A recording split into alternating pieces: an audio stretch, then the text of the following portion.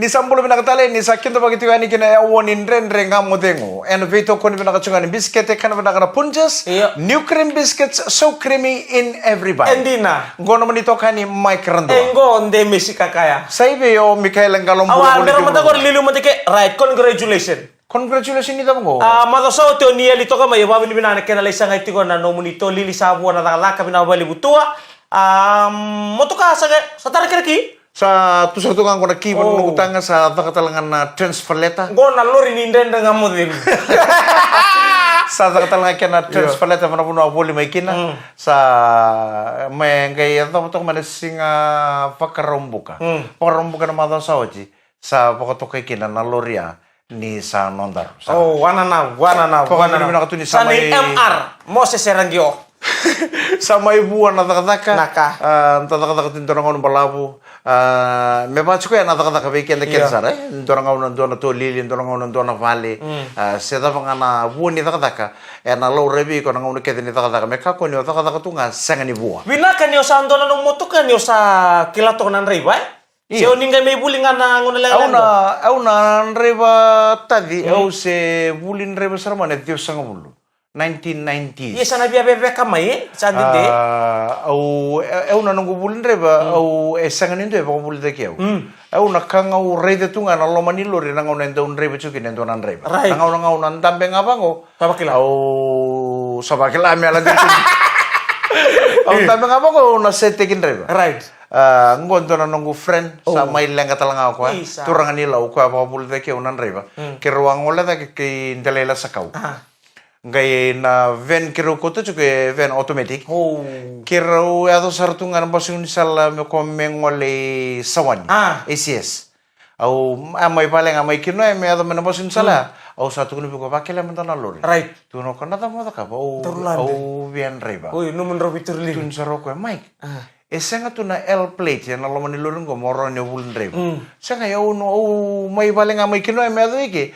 Au sabakare tu na kai ko ta ka lo mani lori au kila ni raunin reba. Oh, pakai biaya ni ngoni sio-sio toka. Au sama ni tambe. Iya. Au satu boleh tu malo moto sana lori. Do besu kana LTA indo waro tu main do besu kan do batangar do ron ron limsa bul lor fine. Au mani kau tu tak sarana lori. Kondo sarana tele las kau. Le lista mai kela tele ba le usabangan dita ka biau ni narao ni na kila na rep. Yo ngai bulin rei ba nandon na lori ba to kana na manual ko manual ko ta bisa ungia. Kya sange mani test wochi isu ta kena gule seni o sen rem sar mani dio sanga bulu bakata. Ya o boka pena kani sange total la lori. Iya. Sange raun intanan rebo abo ki boka pena ka tu berto na teman di pinggir ni LTA. Right. Erna non tu boka rawa na kena ngarabe na bika ket sar bagi bola membola tena lori bo ya. Erna mada sawati. Na babul ka to ngabe mas tawi sake. Ngo naturangan ni natabea. Sema tu mai bertambah ni LTA kena lini bengkara ni LTA. Mereka bakal cukup na tambahan ni defensive driving course. Iyo, mas ta oisaki. Bina balik usara. Toto ka mau binak. Sa tuku talang mau kopi na mata so chini roso to mai LTA. Iyo. Tu no koi mai. Parongan mulur. Au betar. Onde Messi. O ko cukup mana office. Obi. Isa. Gai bagarita ngabua. Nakakede membalat na learner's permit. Right. Satu kuno ni boleh sudu. Satu kuno nakato do sar kitungan reba na requirements kede.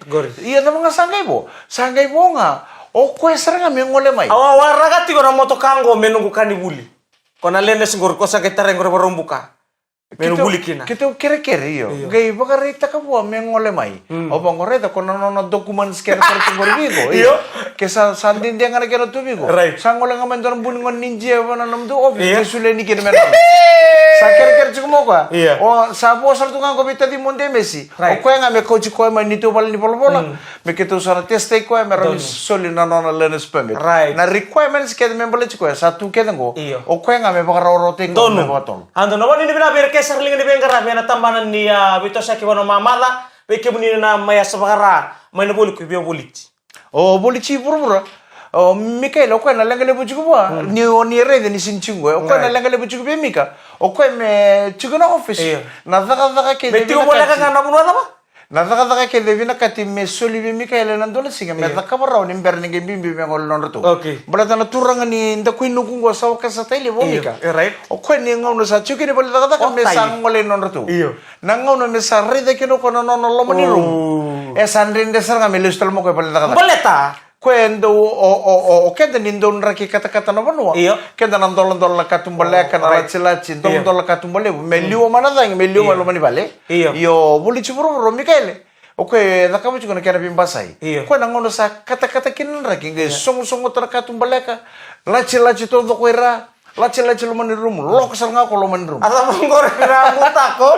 Ngono korin ko nangono na besiko baletan ni rakau na amutun romo na pemata na waitu na be na besiko abukina. Kaya mabibili tu ko na kanang unisala karena nakuka na lumi nangari. Karena be unisala na besiko abutu kino. Turang kira maraman andre nga modengu and beto kon binakachungan ay Punches new cream biscuits so creamy in every bite. Di sambulo binakatalmay, nandrende nga modengu and beto kon binakachungan ni Punches new cream biscuits so creamy in every bite. Ni kuwa say karo sa bulka diwa ni singa ni bulo chulay. Kira bala say katulu ni woti ni singa. And naloma ni bulongo. Singa bukilulu say katulu sa bulka do ni singa sana mati talikina na bulo chulay. Da sana baro kinta bakay ni. Nay kawalu ni bula na loma ni duwa na baki. Na bula o kasita. Ni sambulo binakana puno da mga unisya mo buli may kinanay kabenday. Kaya maka upondo basi chiko. Upondo minibus, upondo taxi, sa les chiko kivale ni sa suka na takataka. Au sa mga nini binakatuwa ni biko na loma ni lori da mga. Yung sema chiko may kinanay kabi ni kuwa. Nimbulo binakana maramatina. Nimbula. Pinakabali mo na baka mbuto ipakay kabi sa tibutong gori na imbilikana. Donu. Pakarautu may baka ngataki na ipakay kabi may bale. Pati kirito na ngone. Gori. Sa baka mbulo tuwa ni kina loma ni nomo ni vubale kete sana. Iyo. Nrende nga mo dengo. Na kabi binakendai. Ano bang boleh tiba bentari ngo nan reba nimbasin na sese bengra bitu na televisão da kisuba bentari ke na itau ke ni sito wa mai nasali o bolo wat ke bentari ke muni na kanda ni bitoka ni bulmai na mbasini na sese ke na ben reba ke sar nimbasini bitoka ni bulmai ena kabi binani kwa punch bowl sidningo mingana ni mikire ke tora sema toni go serne ke to sindo da la tabando na program ni Wibakan ni rene be kabi binang wale bune be sai nambule serne enda ngalili sar wale usada atok ngana daka wale ngana daka sakito ngendo na namag sar wale bune rene ngamo demu mekito ndo bangasi utang tukin na wale nangon ni rong nito ndau rong tu na nito nana me wale kuro ni sandauli na bedun rubia ndo bina katoka mikira ndo sarapa batanga nan rene ngamo demu go Paulo ceke ini serene my New South Wales. Au na bang tal tu ngapain nonton ni nanta kuni. May naita siri. O kwento talita katalangan na sarapan nandere nga mati. Buli may Queen Victoria School na manengo. Na no city beni fa afetai. Sa bang tu ni be ko. Job number. Bang tu ni be ko na kabi na ko. Turang kira marama. Sa may bang data kita lang na quarter final national quarter finals and deans and was na under 18. Nimberang ko rin tornalyo na playoff na madaw sa oti raw may sote kina na rangangay yan sandongo erangalay sote kina kulibuli may nabulik Ombo college ngona under 18 eroso tabati kina mata timin ni Maris telebunog eroso tike olsin si raun rukororo na timin ni nabuliku karusadan bemekina na kurni buliku au sa bang ni binakatubir nang kasinibuli rabing karabiti ko may nabuliku ni nonto manua nirto sa naray da bakang bimbi na age group ngo na under 18. Melew na korni buli may bono lewu. Mer tigo na kendra under 18. Mer na bakay tayo may na dins. Buo college o din na korni buli ko buli may kina. Ratuluke, All Saints, Lambasa College, na be korni buli lewu may na buli ko ni nonto banua. Mer sa ray da na teka buni ang baki maingo. Mer sa gito chuko bakal lewu na ngone na was na under 18. Balator to may na buli ko or to concentrate chuka ba na age group kaya kasang ni bakay tayo bakal lewu na dins may pakatang na 14, 15, 16, 17 may sa baka namata chuko na buli ko kay biche na ngonongo na ang baki maingo na was na under 18. Right. Dareda na vekorni bulir sa bakandite kira na national quarterfinals ni Deans. O QVS era una quarterfinal kay Maris Brothers High School. Timini na sino ngona timi chambeni na Southern Zone raw na quarterfinal kay Taylevon North College. MGM do talaga na timi tangane basi kata cuma na was ni anta 18 and din sa Southern Zone MGM raw na quarter final abate ke kwena kurni buli mana esa sa parao Ratu Nabula College RKS sangani kabubua na dins kinanon na tambeto man ipata ni quarter final RKS raw sa national quarter finals wata kina team ni Dhuvu College na kena posta nga na matangani kuwa na quarter final gor na BTFM Facebook page au maniwili ka sumsar na comment ndo na kanda ya komento kina na tim ni Dhuvu College gor na under 20 ni malolo yundar ndo bukan din taka ir to nangoni may Dhuvu College ngo ir sanga wala ngani gitu juga na din ir nangoni ko sarando club games sarto nga malawaga na facing of Rawai nangona ni club games kete sarin nanrong rugby union already nangoni under 18 korang gitu taki Dhuvu College singo sang gitu sarchunga na club games na ve Rawai may narara na lawang kapak may singotok sanga ni kabubira na binamuraki na lomani rara Ikan mana balik? Sanan tuan ang gitu nrenre ve okoro na quarter final gidi? Abati ke nama tim Dhuvu MGM. Rauna quarter final abati ke MGM o MGM talaga. Ratu na bula.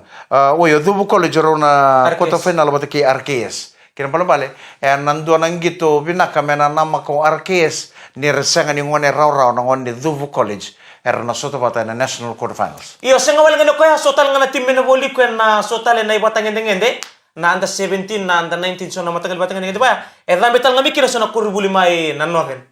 May baita tal nga na national quarterfinal ni be ndundi yang baki. Kung ano ko ka nakachika berto na bakata mana boli ko kaya bakay ko na lingkang ka chiko na under 16 under 17 senga so chinindo talo no teki. Waraka tiko waraka. Na buli ko ni nonto puno na ngong mesa na concentrate bira na kasi ni buli ra bi pa buli tagi chuma kina mera sabang na mata kine was ngona under 18 nandua na ngona na laisini sudu kine bono le bunan bilo le bungo wara ka tina kina ngona nanga yado mai sa laisini sudu tina blue ribbon mai Saint Beach nandua na ngona mona ka kuni kinro ataka ngoni tutu turang aja nanda ngamo beto ko ni pinakatsakan ni Punches New Cream Biscuits so creamy in every bite. Na segment kataraba onang kay rongo da kin na kenen raw italano ruwa na pitu kani raw sarang gitu juko. Nangauna rawang gitu kina Otonga Vatakevich. Nang gitu ada kamay nararama na T5 Stadium may nukalo fa may tonga. Raw sarang gitu juko na pitu kani ngong gelebu juko na taro ni makumbuna. Pitu kana nangauna ada kachukina na kena kampura kina gitu. Namaka segment kataraba.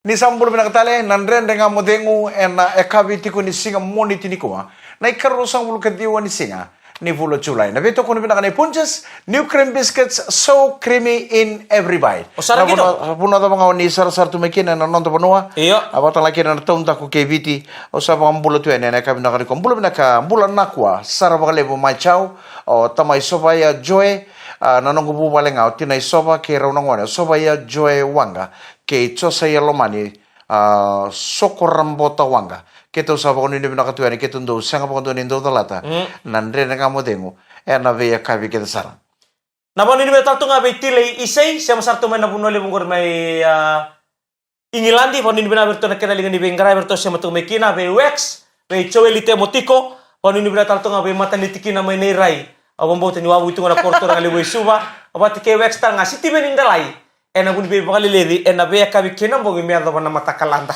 naita nimbulo binaka au keretu nga mengai ndo bakanu ni binaka teman-teman andre nga madengo kita usia masarchun go Alaska na pass out na Nrumah Junior mana mate balo ni Amerika na bakanu ni binaka tuan ben Nrumah Junior edorvo ni namanusa rabita kimekadabu matanggali vale utu vasu ni vanua ondelai mai Morgan City se mai Mokani se mo bola kasartu ki na so matuan taku telebu na koro kalili mbu makereta o susu ka mbula boli na pono baturanga o bunindilo na matanggali nuku vuisinga ratu na betelo mani ni koro o nandali vuli mai Delkusha Boys dewa ni RKS lala male busara kina tinga tambua family my Melbourne Australia momo Assyrian family my Natangiri my Sawani Mataitini family my Yatukuka o Neima my England my Swindon o ta mes Nrumah na Fiji Navy o ta ICN Nrumah ke mbu taina kerto kedesara my mbure Kalau Place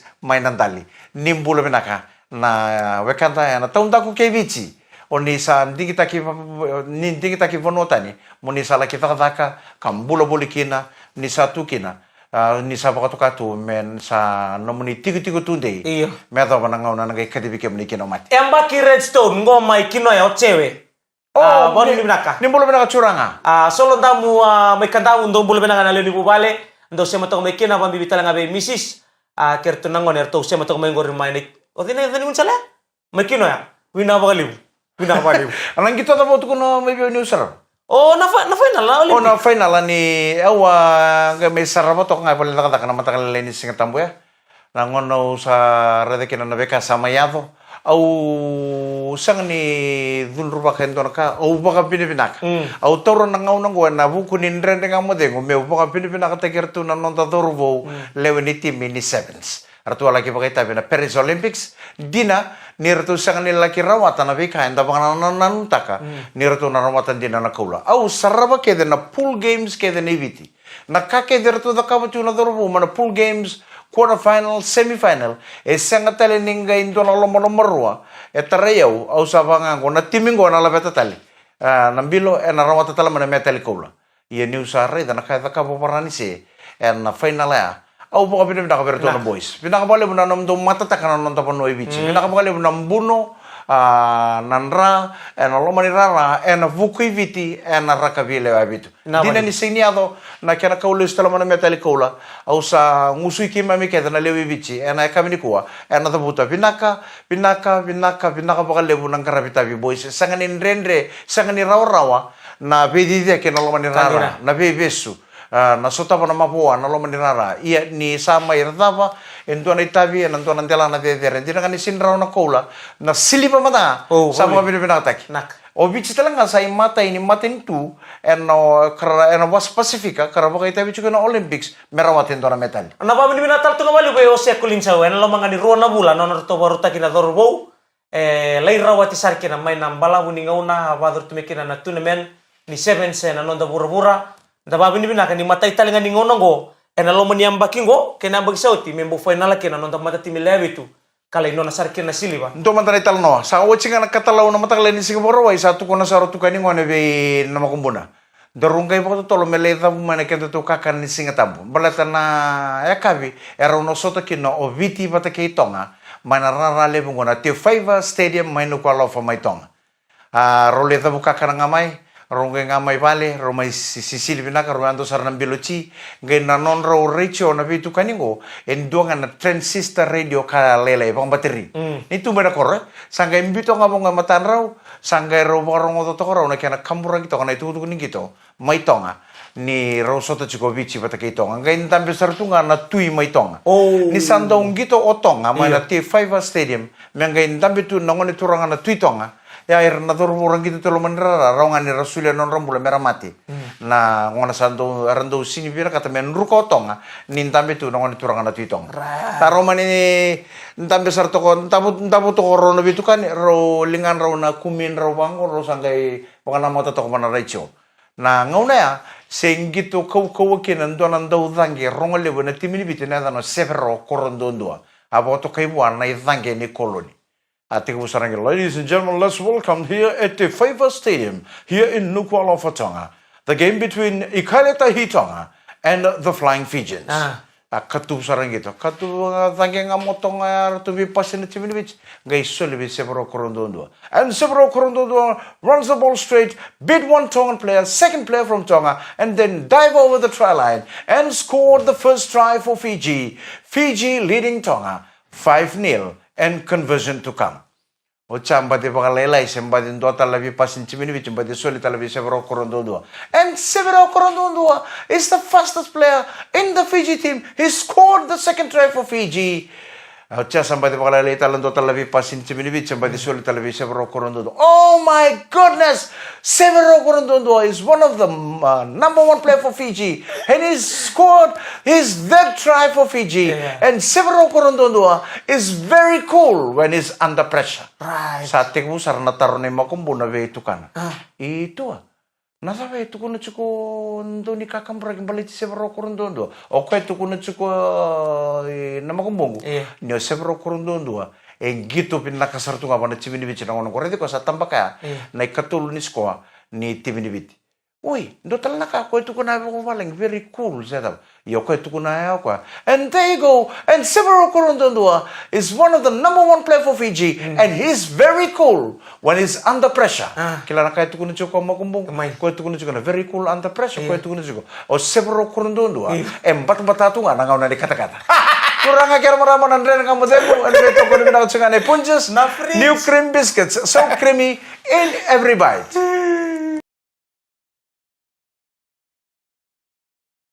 Ni sambul pinakatarmain ng Andre nga modengo and beto ko pinakane punches new cream biscuits so creamy in every bite. O sa kanya ng biscuit ko siguro. Oh, tua, already ko ni sigani o tabole au sabango totoro be usaka na talinga.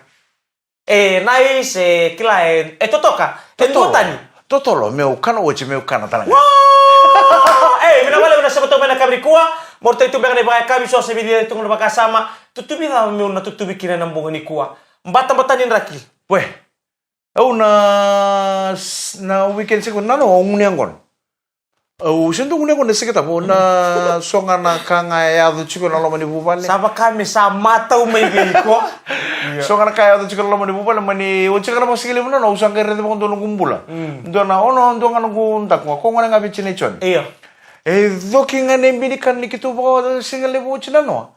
Sam don to talaga manakanya ko na. Usang okay. Tano. Tuno ko ndo kila na ika nindakanya ko ni kaka na mai wai o ko evina kato ko me switch nga wana wai kito sama ni soro ndoro ngune ngoro bang singile buna no ngai bebe tollo kalo ko e undara tu kan dora singile ci tambale ka musu iya dora trikota usam tambe to ko bang usam bakila ci gara mata mata usa tarungir to lu ci ko mani bale o ye umba ka bakila ci ko kango se ko durum membuno apa sarang gortu na ba usa bakila saran mata mata Tunor tu iyo kita talaga mapakilala ko na mata-mata sama ni keren na jacket sama ni baka jacket saranga was dokini au sa rerba un naka sandu rerba ngona mata-mata nangongo iyo pipina kata kibi o metereu chukona kata-kata me umbuno tu iya nanga mo sini ora baka kina nangon mudoro na mata-mata untuk musut mata-mata itu Para tani se tundo nu tunang bula right tundo nu tunang bula se kau anda sinda bakila na ngon na mata-mata nangon sa salia to kinon to na bakinin bula bango me sali masanga bulu sa tik membalesom iya Nampak-nampak kayak bakal leleng apa nggak usah paksana. Kaya baka itu kasih na pauda rangai saba kamera bilong balu.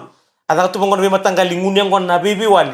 Gatu no kawili tamai chone sana isinde ni obabes tu. Ona di mana cakap sih ona boleh obabes. Au nambola tu au sananda mitu ngabon dono sini bakal nampak-nampak. Kongor di doten tal matanggal lingun.